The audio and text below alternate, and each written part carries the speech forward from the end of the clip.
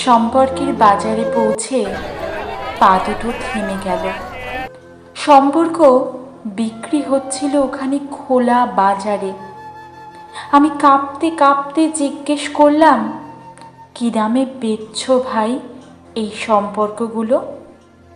দোকানদার জিজ্ঞেস করলো, কোন সম্পর্কটা বানাতে চান আপনি?